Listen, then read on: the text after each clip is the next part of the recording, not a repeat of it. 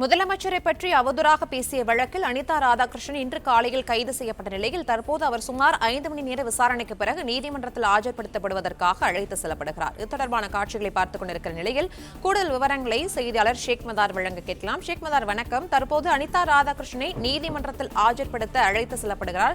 இந்த நிலையில் அடுத்த கட்ட நடவடிக்கை நகர்வுகள் என்னவாக இருக்கும்? இது தொடர்பான விவரங்களை பதிவு பண்ணலாம். வணக்கம். தூத்துக்குடி மாவட்டம் ஆத்தூரில் நடந்த தூத்துக்குடி தெற்கு மாவட்ட திமுக சார்பில் நடைபெற்ற பொதுக்கூட்டத்தில் முன்னாள் அமைச்சரும் திமுக மாவட்ட செயலாளருமான அனிதா ராதாகிருஷ்ணன் எம்எல்ஏ தமிழக முதல்வர் விஜயை குறித்து அவதூறாக பேசியதாக வழக்கு பதிவு செய்யப்பட்டது. இந்த வழக்கு தொடர்பாக சென்னை உயர்நீதிமன்றத்தில் முன்ஜாமீன் கேட்டு மனு தாக்கல் பண்ணியது. இந்த மனு தள்ளுபடியான நிலையில் உடனடியாக ஆத்தூருக்கு ஆய்வுக்கு வந்த அனிதா ராதாகிருஷ்ணன் எம்எல்ஏ ஆத்தூர் போலீசார் கைது செய்து தூத்துக்குடி மாவட்ட காவல் கண்காணிப்பாளர் அலுவலகத்துக்கு அழைத்து வந்தனர். அலுவலகத்தில் அவரிடம் சுமார் 5 மணி நேரம் தொடர்ந்து விசாரணை நடத்தப்பட்டது.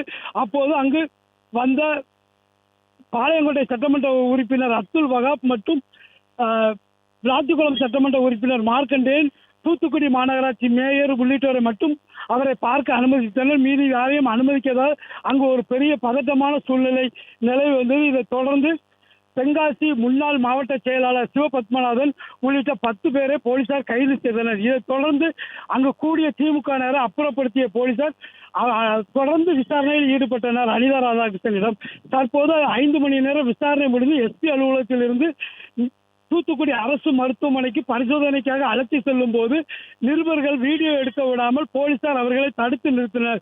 மின்வாசல் பின்வாசல் என அவரை அழைத்து வருவது போல் நிருபர்களை அலக்களிக்கப்பட்டார். இதைத் தொடர்ந்து அவர் அலுவலகத்திலிருந்து வெளியே கொண்டு வரும்போது வீடியோ எடுக்க விடாமல் போலீசார் தடுத்து நிறுத்தினர்.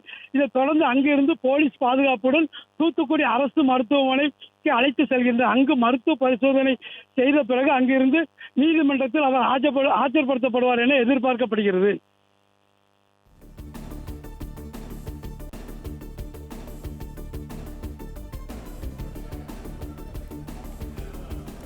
ஷேக் மதார், அனிதா ராதாகிருஷ்ணனை கைது செய்யபோது அவர் ஒரு பரபரப்பு குற்றச்சாட்டை செய்தியாளர்கள் மத்தியில் முன்வைத்திருக்கிறார். தாவேகாவுக்கு நான் செல்ல எனது எம்எல்ஏ பதவியை ராஜினாமா செய்ய சொன்னார்கள் என்ற ஒரு குற்றச்சாட்டை முன்வைத்திருக்கிற நிலையில் இது தொடர்பான விவரங்கள் என்னவாக இருக்கின்றன?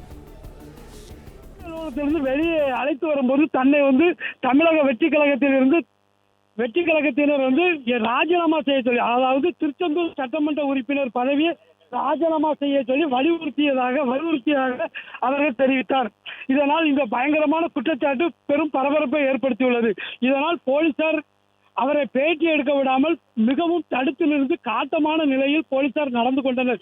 நிருபர்களை புகைப்படம் எடுக்க விடாமலும் வீடியோ பேட்டி எடுக்க விடாமலும் தடுத்து அவர்களை வலுக்கட்டாயமாக அகற்றினர் பத்திரிகையாளரை. இதனால் எஸ்பி அலுவலகத்தில் மிகவும் பரபரப்பான சூழ்நிலை காணப்பட்டது. இதைத் தொடர்ந்து தூத்துக்குடி அரசு மருத்துவமனைக்கு அழைத்து செல்லப்பட்டனர். செய்தியாளர்கள் அவர் பின்னர் தொடர்ந்து செல்கின்றனர். அங்கு ஏதாவது செய்தியாளர்களை சந்தித்து விரிவாக பேட்டி அளிப்பார் என்று எதிர்பார்க்கப்படுகிறது.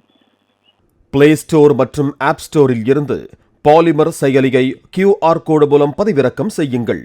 செய்திகளை உடனுக்குடன் பெறுங்கள்.